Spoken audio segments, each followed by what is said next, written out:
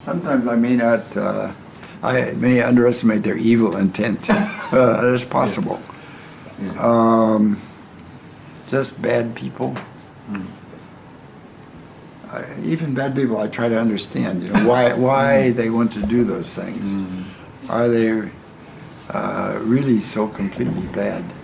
Maybe I don't describe the evil as much as I should. You prefer better angel. Well, my approach is to try to understand why people do what they do. So I can sympathize with a broad range of people who have different ideas. Well, okay, towards Trump, it's hard to be sympathetic toward Trump. Also, this year is the 40th anniversary of Japan's #1. Now looking back, during a half century about Asian story. First is Japan Miracle, the story, then Four Little Dragon, then China story. Yeah. You're so good at picking topic. What's the secret? Yeah. Why I picked them? Part of it is luck, because Once is luck, two times maybe luck, but so many years. First of all, I tell you about Japan. Before I went to Japan, I had about 1 year when I knew I would likely go there. So at that time, there were not many good social science studies. So I tried to read all different disciplines. I read history, economics, political science, tried to get a broad background. And then I tried to find some particular study where I could go deeper. I'm not a historian. My PhD thesis was on families of Irish American, Italian American, old American families, and emotionally disturbed children. So when I started out in Japan, I first started to study mental health of children. But then one day, one of my Japanese families said, there's a difference between salarymen and other families. And that lit up a light. That's really interesting. It's a sort of openness to the big ideas. The new middle class did not mean they just got rich. It meant that the structure of those families' life when they worked for a big organization was very different from the independent business people. So as a whole structure became a new topic. So on the way to Japan, I visited, my wife and I had never traveled abroad. So we wanted to see the world. So in those days, you could get an airplane ticket and stop in every country. And when I went to England, this is 1958, there were still many rubbles on the street from World War II bombing. And Japan was already cleaned up. It was very poor. Even the main streets of Tokyo, to me, were like alleys. But they were working very hard. I knew some of the facts, but I never thought about what's the big picture. I think the big picture is going from a structure where you had clans in Japan to a broader administrative structure that transitioned from an organization of clans working together to a broader administrative state that has its own structure and ideology and so forth. And once I could see that broader perspective, a lot of the details fell in place. So that was my first book that ended New Middle Class. And then from 1960 until 75, I did not spend, I went every year, but not do it for a long time. 75 to 76, I went back for a whole year. When I was there, I realized, Japan is really coming up. And it has the potential for having much bigger impact on the world. And I'll give you an example of one country, and I think it was Peru. I talked to a local guy who he started out as the dealer for Japanese motorbike. He was so amazed at how rational the Japanese were, how hard they worked, and how they maintained quality, that he learned how to do modern quality, and he influenced some other people. That's when I began writing Japan as #1. So maybe I hadn't thought about it this way. If I say, what's my pattern of picking a big thing? I start from, you know, what is interesting, and then I say, oh, here's a big picture, and it's a kind of a new thing. I guess that maybe is my secret. That I keep thinking intellectually, and then I say, what is the big picture, and how does it fit together? What's really important is happening, and I suddenly hit on that, and that I think the big books I wrote, Japan is Number One, and Dung, really came from that. Yeah. And I'm so curious how to keep your, energy, keep your ambition. Still try to engage something big. So, what's the motivation? Well, I'm not very happy in the United States what happened to political science and sociology. In the last 20, 30 years, they want to be scientific, and they can use new quantitative measures. Get a sample of 5,000, and this is correlated to this. But from my point of view, they don't do enough to see what is the context and what is the social background, what is the history. So the kind of research that I like, where you really get to know people and see historical context and see broad context, is not so popular. The other thing is universities now have become too bureaucratic. We have so many problems with females, how you handle females, and how you handle blacks and transgender. So the dean, instead of thinking just scholarly, spends so much time worrying about social issues, which are important, but from trying to build the intellectual vitality, their mind is so busy with so many different things like this. So, of course, in the whole world, I would say one of the fundamental differences, people become so detailed. They do not see the big picture. There's so many talented people lost their confidence about civilization. 那么回到我们这本书，没有一个另外专家比他会更有资格写这本书。他两个 area 什么？一个是日本，一个是中国。一般的 area specialist 很难说是 cover 两个，你是 cover 两个的。对。我现在应该感谢我的老朋友 Ambrose， 我们开始认识了，我们是无名的学者。我自己的感觉这个时代这个最近50年的历史世界上非常改变世界的历史了。我们的运气非常好，看到这么大的变化。所以能学习，有机会学习，我觉得一个学者之道，也可以说学者之道，对，应该把实事求是，应该把客观的分析，写实际的情况，让人多了解，那是我们的工作的目标，这也是我的责任。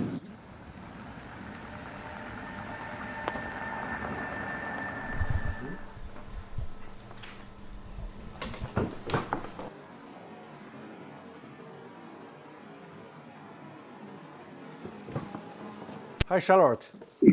Good to see you. 1.5 years ago, I met Mr. Vogel in Hong Kong. We have an arrangement to meet in Boston, but sorry for your big loss. Sorry.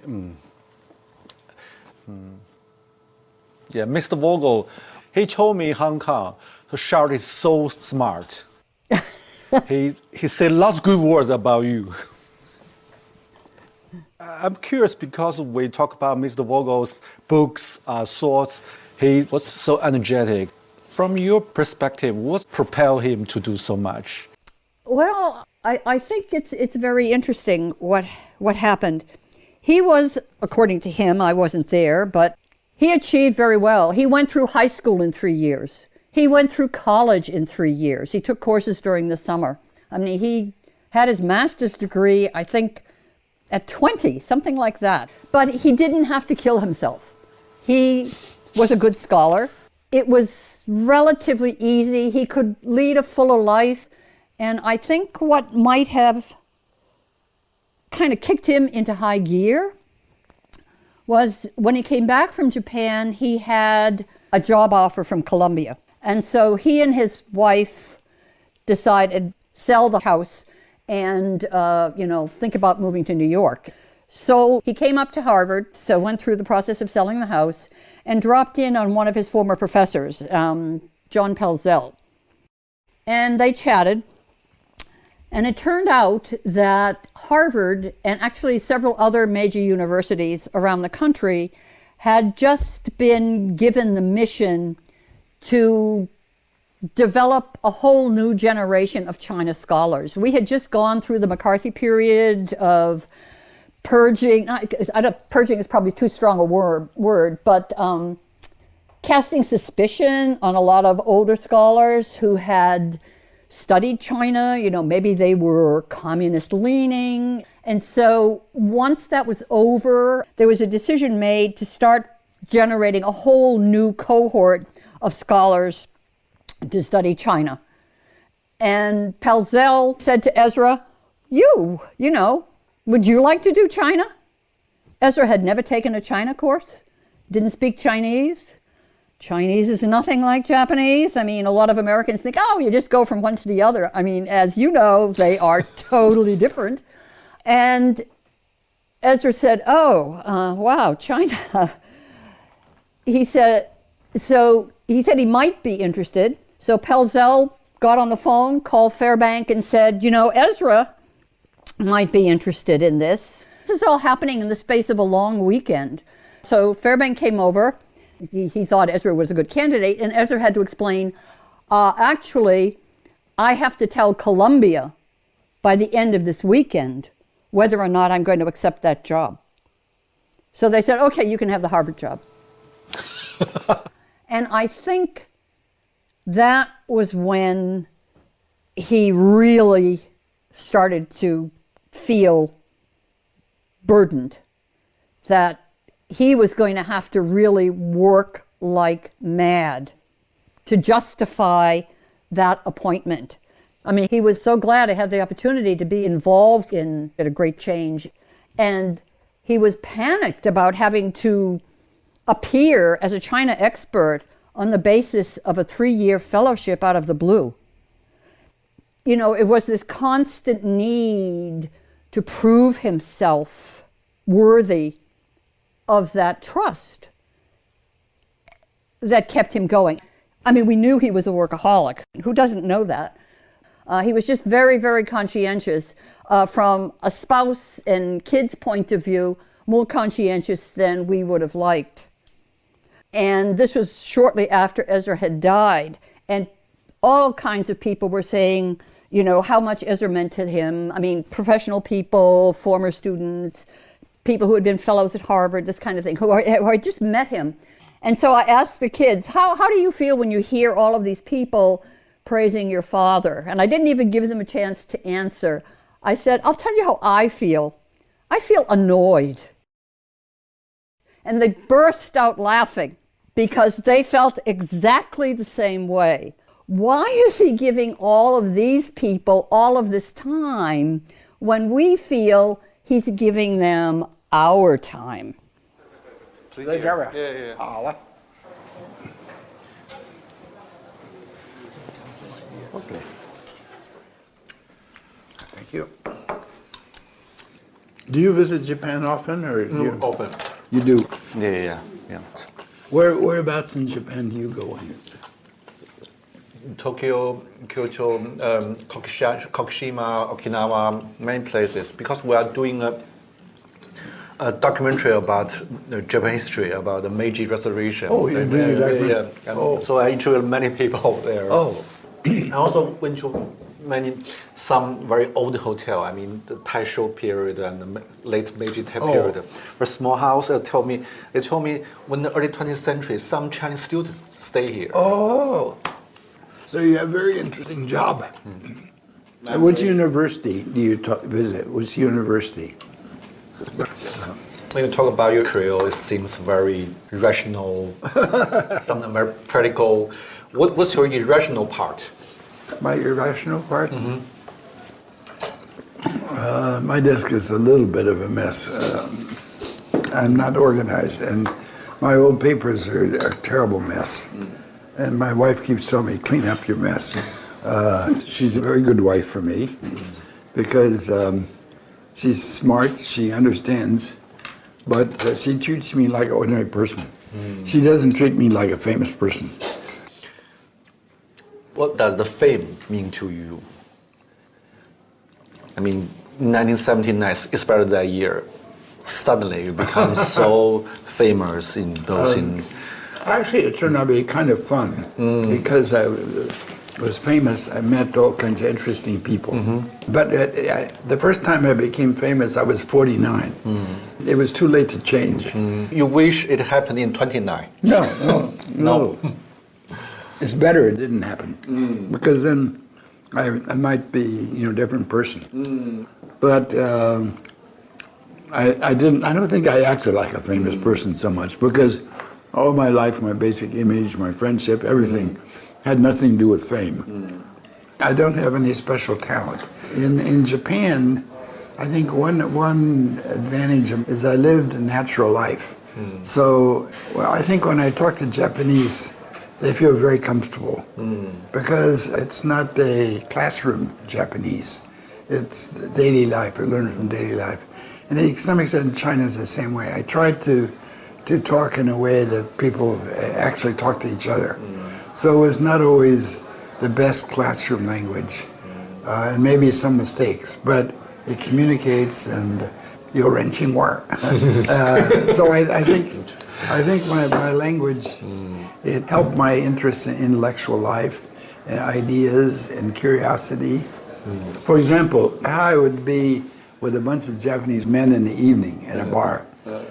こういうこと考えるかなと。そういうことあるんかな。Could it be such a thing? And, oh yeah. It's kind of a questioning style. And in a way it's more modest. They watch, what the other person says and thinks very carefully so they don't make a mistake. Chinese are way more straightforward. 你应该听我的话吧，你应该听，你不要这样做了吧，那是太简单的事啊，你应该多考虑这些问题了，听我的。More of a power. I mean, it was kind of an interesting, at Harvard we have the young scholars, we would have a lunchroom. And somebody would say, oh, yeah, well, that's one way. Here's another way of looking at it. He enjoyed intellectual playfulness of ideas. But I felt getting to know people and talking to them was much more important. That also made me a little more skeptical about documents. Because some historians, they look at documents and say, well, was it in the document? But I realized that even in writing a document, you don't get the whole story. The document does not tell everything. And sometimes the documents have some purpose. So that sometimes talking to people, maybe it's not as precise and not as accurate, but sometimes it can be deeper and you understand why the documents. So I kept learning from talking to people a lot, yeah. So it was very important, yeah. And in your book, you seldom show your scholar side. I mean, very straightforward and focus on the facts and yeah. Why? Well, I think that's to what I'm trying to do is not so important. I grew up in a small town. Most of my high school friends did not go to college. Some went to college. When I was writing, I would try to think, what can those guys understand? And always try to have stories, because in the United States, people, they didn't care so much about other people's point of view. If you say, I don't particularly like bar, but if it's Americans at a bar, hey, what you think, man? Don't think of it that way, yeah. Let's think of it this way, yeah. Let's have another drink. That guy is crazy, man. He doesn't know what he's doing,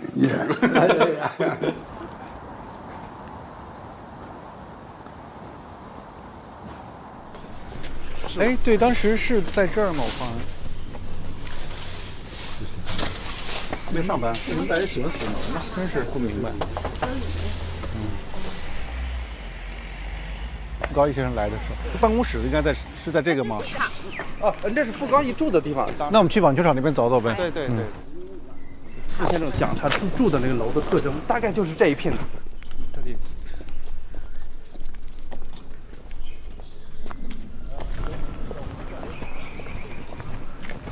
他那房子已经拆了是吧？等于是。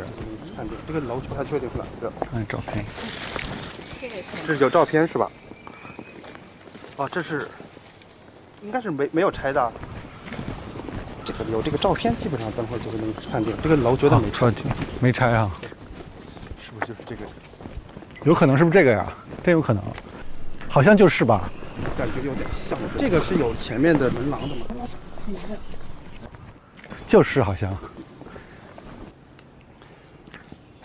So what's your first impression on Guangzhou? I mean, in 1980, you went to Guangzhou together. Yes, that was part of a Harvard alumni tour, which, believe it or not, was doubling as our honeymoon.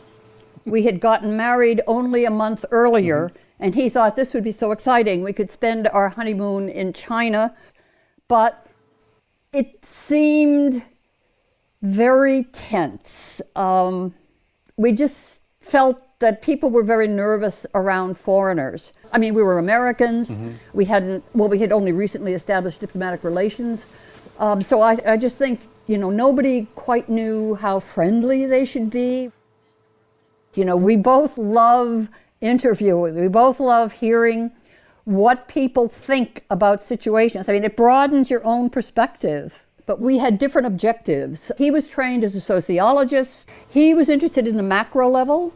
How were these major changes taking place? How was policy developed? This kind of thing. I'm an anthropologist. My primary data source is the ordinary person. What is their take on what's going on? And so in a way, we were able to integrate. He would, in the evening, he could say, wow, I interviewed, Vice Governor so-and-so or the head of Bureau so-and-so, and they said blah, blah, blah, blah. And then I'd say, oh, well, I interviewed these 3 families, but people were very nervous. He was never a person who, was celebrity conscious, but he began to realize that he had access that a lot of other scholars do not have. And he did want to use that to benefit everybody, not just the United States, but specifically to promote good relations between the US and China.